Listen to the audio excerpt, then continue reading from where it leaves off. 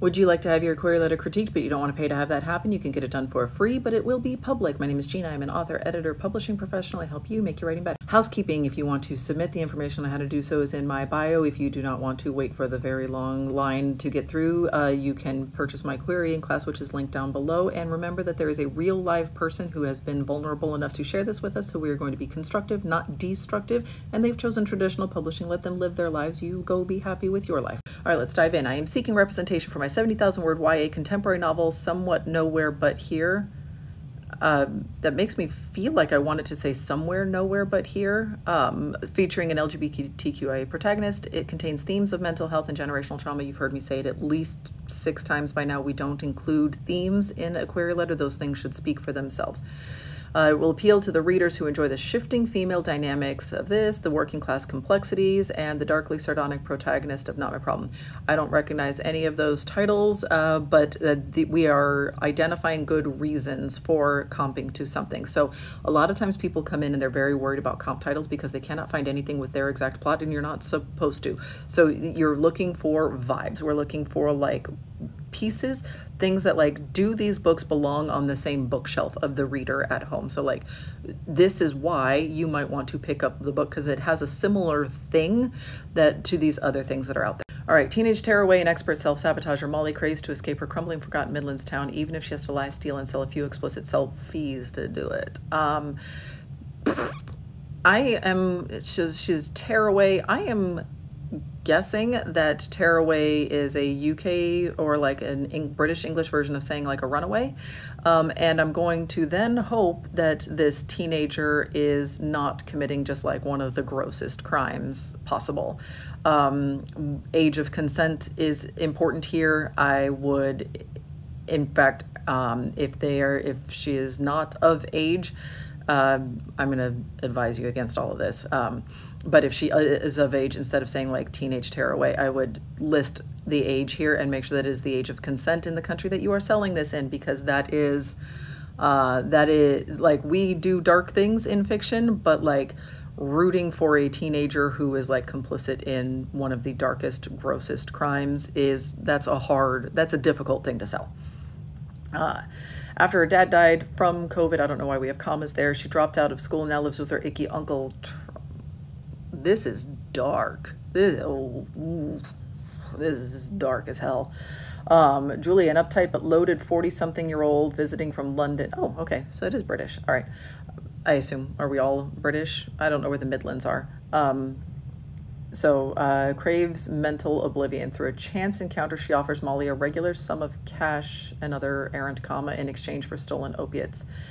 Despite warnings from Yasmin, Molly's best mate, that's a little late to sort of jump in here, and on-off situationship, Molly can't say no, but Julia has her own agenda. What's the agenda?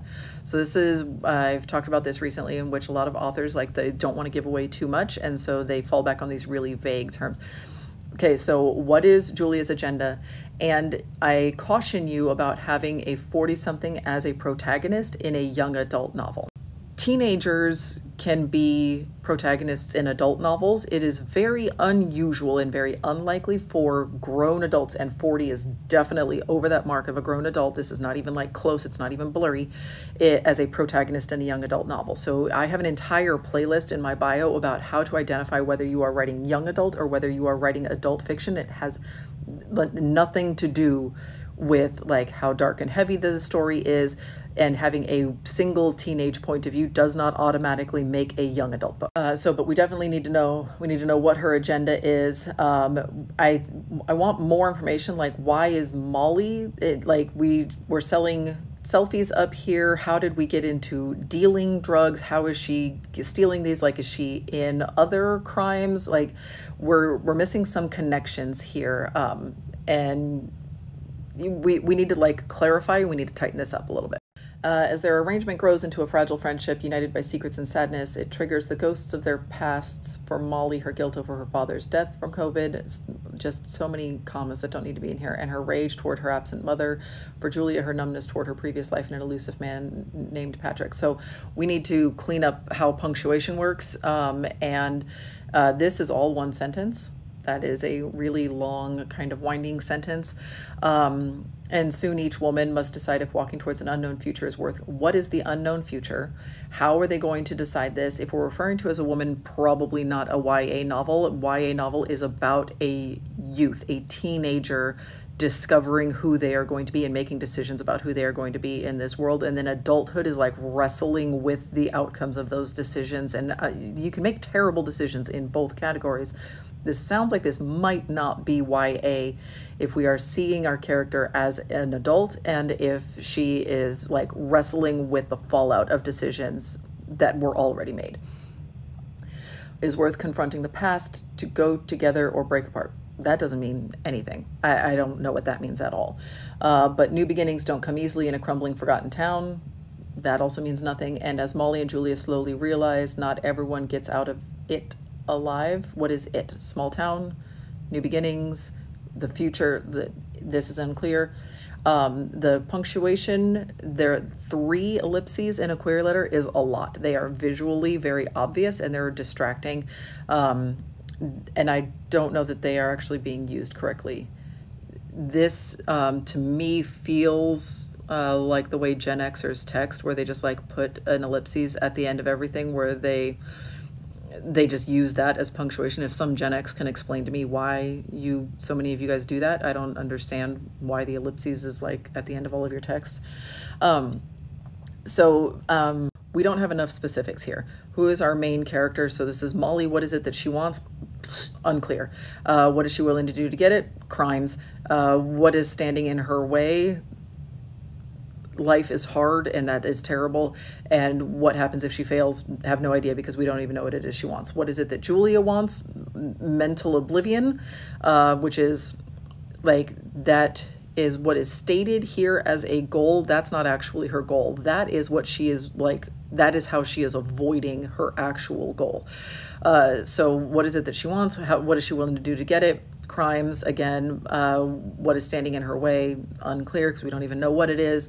What happens if she fails? Very unclear, because we don't know what it is that they want. So we don't know what either of these characters actually want. We have tragic backstory, and then we have vague stuff of like life happens and everything sucks and we don't know if it's going to be better. And now that like everything sucks and we don't know if it's going to be better, that's a totally valid story. That's a totally valid worldview to have. And especially if you're selling this as contemporary YA, I think you're actually selling literary fiction.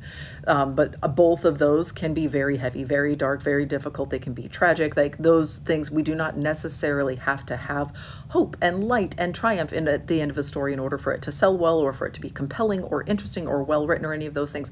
So I'm not telling you to change the story. I want more specifics. I want more information about what is at stake for these characters and what it is that they actually want. I think that you have actually written an adult novel. This character might be very young, but it sounds to me like she has already made the terrible decisions and she has put herself on a path that she's not super happy with in life, and she's got to wrestle with that. And I don't think that you've written a YA novel here. It's hard to tell from a query letter. Not everything's always very clear, and especially since the stakes are very unclear in this, it is possible that this is YA, in which case I would advise against having Julia as such a main protagonist point of view character that we are rooting for. I would put this all in Molly's point of view. And so she strikes up an odd friendship with an older woman. And even though like, I don't think 40 is all that old. If I was 16, I would think 40 is old as hell. So like this is an older woman when she's striking up this odd and strange and bizarre friendship. That is weird for a 16-year-old to be friends with a 40-year-old.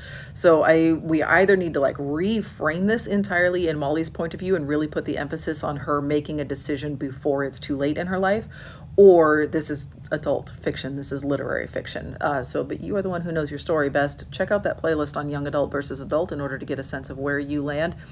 Cut the backstory and focus on the stakes for the character.